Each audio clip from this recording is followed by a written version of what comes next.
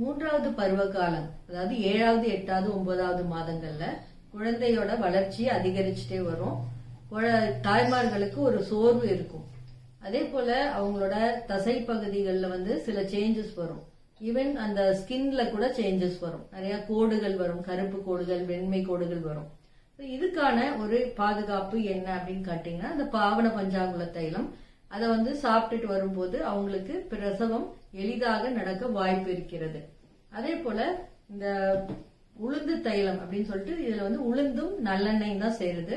இந்த தைலத்தை அவங்களோட இடுப்பு பகுதி, ஏன்னா அந்த இடுப்பு பகுதியில ஒரு இறுக்கம் ஏற்படும், ஒரு டைட்டனிங் வரும். அதுல ஒரு தளர்ச்சி ஏற்படுத்துறதுக்கும் அதே டைம்ல அங்க இருக்கிற அந்த மசில்ஸ் ஸ்ட்ரென்தன் பண்றதுக்கு, அதுக்கு வன்மை ஊட்டுறதுக்கும் பாத்தீங்கன்னா இந்த உளுந்து தைலம் ஒரு முக்கியமான மருந்து. இதை டெய்லி அவங்க இரவு நேரங்கள்ல இல்ல பகல் நேரத்துல இடுப்பு பகுதி, தொடை பகுதி, முதுகு பகுதி இதுல நல்ல அடி வயிற்றுல இதை தடவி அவங்க போட்டா போறோம். இந்த அந்த இடங்கள் நல்ல இறுக்கம் கொஞ்சம் தளர்ந்து வன்மையடையும் வாய்ப்பு இருக்கு. அதே போல குந்திரிக தைலம், இது குங்கிலியம் அதுக்கப்புறம் நல்லெண்ணெய் சேர்ந்த ஒரு தைலம். இதை ஒரு நல்ல சுத்தமான ஒரு பஞ்சில நினைச்சு அந்த பிறப்புறுப்புகள்ல இது ஒரு 6 மணி நேரத்துக்கு ஒருக்க இதை வச்சுட்டு வரணும். இது 9வது மாசத்துல அந்த பிரசவம் ஆறதுக்கான ஒரு 2 வாரங்களுக்கு முன்னாடி இதை வச்சுட்டு வரணும்.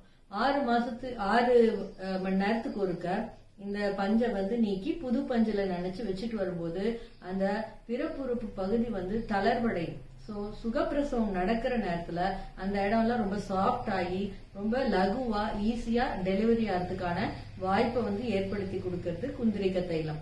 இதை ஒரு ஆராய்ச்சி பண்ணி செய்யும் போது இதை நடை பண்ணி இந்த கிட்ல வச்சிருக்காங்க. சோ இதை நடைமுறைப்படுத்த வேண்டியது நம்ம தாய்மார்களுக்கு இருக்கிற சித்த மருத்துவர்கிட்ட இது சஜஷன் கேட்டுட்டு இதை எப்படி பிரயோகப்படுத்தணும்னு இந்த கர்ப்பிணி பெண்களும் தெரிஞ்சு அவங்களுக்கு உதவி செய்யக்கூடிய செவிலி தாய்களும் இதை தெரிஞ்சு பிரயோகப்படுத்தும் போது இந்த சுகப்பிரசவம் ஏற்படுற வாய்ப்பு அதிகரிக்கிறது அப்படிங்கறத நம்ம இன்னைக்கு நடைமுறையில பார்க்கலாம். பாவன பஞ்சாங்குல தைலம் இது பாரம்பரிய முறையில எடுக்கப்பட்ட சித்தாமணிக்கு எண்ணெய், சோற்றுக்கற்றாழை, இளநீர் சேர்ந்தது. இது ஒரு 10 சொட்டு தினமும் நைட்டு சூடான பால் ஒரு 50 மில்லி இல்ல 100 மில்லி பாலோட சேர்த்து எடுத்துட்டு வரணும். இதனால என்ன அப்படின்னா கர்ப்பிணி பெண்களுக்கு நீர்த்தாரையில தொற்றுக்கள் வர வாய்ப்பு இருக்கு. சோ அதுல எரிச்சல் வரும், அதை நீக்குது.